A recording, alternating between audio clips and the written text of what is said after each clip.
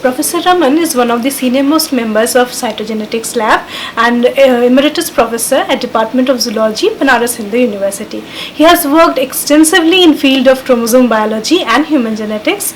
During his extended career, he has focused on questions like how male and female sex are determined in various organisms, how genes and environment, especially the nutritional environment, interact to regulate the expression of different human diseases.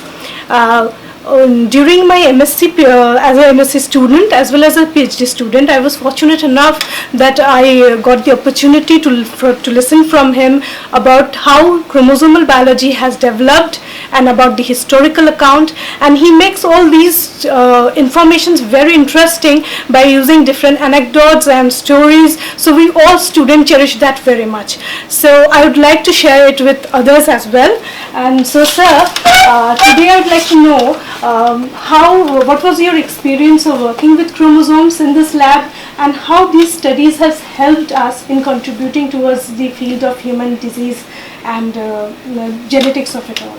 Okay, thanks Mukulika for asking this question. These are, for those of us who have been here for a very long period of time, this is a very interesting history.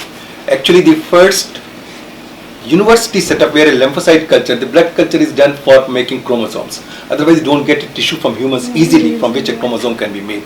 Blood is the easiest place to take tissue to take, and then it is to be cultured. So in a university setup, this was the first place where the blood cultures were done, chromosomes were seen. That was in 1960s, say about 64 or 65 that it started. But human genetics or cytogenetics as a regular study, research was not done very seriously then, except for a very good piece of work that was done on radiation effect on chromosome, how chromosomes break. Because if the chromosomes break, they can lead to different kinds of diseases and different effects. Even cancers could be caused because of that. So, but as the time passed, it was a department of zoology. So doing work on animals was more popular, and therefore this laboratory here contributed immensely to understand, looking at chromosomes from fish to birds, frogs, snakes, everything. And that was wonderful. That gave a chance to us to look at the animal world in a complete frame. But as the time passes, it became 1970s and 80s and 90s. In the 90s, human genetics became a good material to work with because the techniques had become available. Molecular techniques had come not only for chromosomes but also for DNA. And therefore, it became very important that if this country has to grow, if the department has to grow, and if you have to understand diseases, chromosomes must be studied well. And actually, it was because of that a serious effort in chromosome research on human genetics, human cytogenetics was made, to the extent that a new department was opened on molecular and human genetics with the efforts of people. We are very fortunate that we had a group of people who could even start a new department on molecular and human genetics. And at that time, we realized that the country was so devoid of informations on chromosome-based diseases that neither people were available, and forgive me if I say so, even the medical fraternity was not very competent to do that. And since medical fraternity was not ready for it, not much was being done. And therefore, we gradually went to our hospital, SS Hospital in BHU, IMS, Indian Institute of Medical Sciences in BHU. The good thing was that those people were receptive, and therefore we began to look at things, look at diseases and look at chromosomes for like Down syndrome and Turner syndrome and common diseases. But as we began to do this piece of work, we realized that the whole of east of India, Bihar, Bengal, Odisha, Chhattisgarh, Jharkhand, eastern UP, there was absolutely no place where neither the work was done, nor there was any effort or even realization that this knowledge should be had. And that's why it became important that we should have a department like molecular and human genetics. And at that time we thought, we must have a diagnostic unit.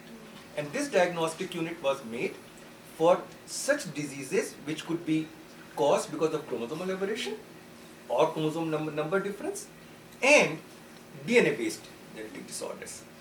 We were fortunate. We approached Department of Biotechnology, and Department of Biotechnology was good to give us a grant to start a diagnostic unit. And the natural corollary to that was that we went to Department of Biotechnology asking for grants to set up a Center for Genetic Disorders.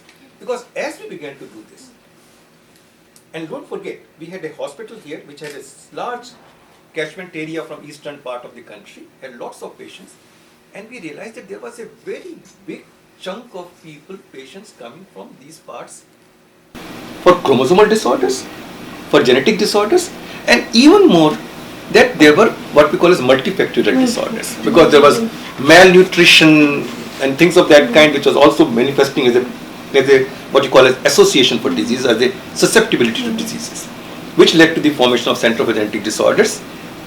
And that, would you be surprised that from 2005 to 2017, something like 15,000 and more patients have come.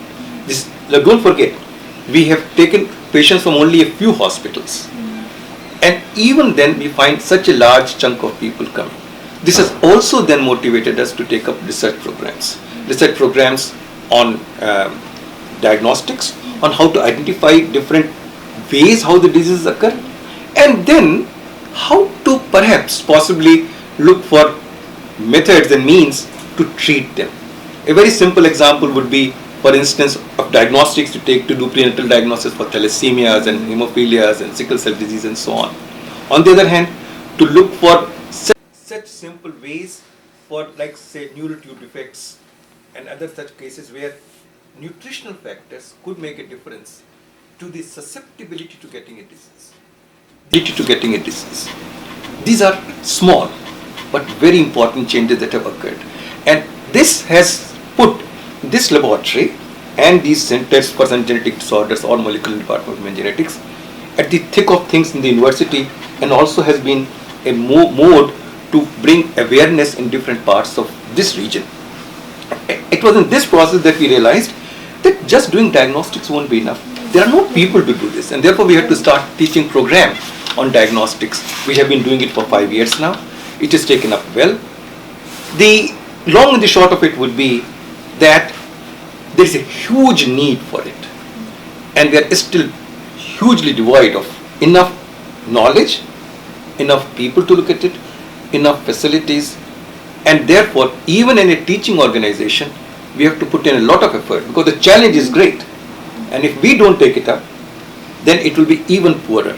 So even to put in a lot of effort, because the challenge is great, and if we don't take it up, then it will be even poorer. So even as teachers, we have enjoyed the excitement of knowledge, and this we have been able to give to the general public, to be able to get to 15 to 20,000 people come to us, do the diagnostics, go back to the hospital, tell them that this is the problem, and then we start newer and newer research programs which can be of use in various ways, in nutritional supplementation, in programming to pregnancies, in finding out pregnancy outcomes. All this is directed towards a healthier and a knowledge society. I think it's all right? Yes. Okay, thank you. So much. Is it okay? Chalo, go.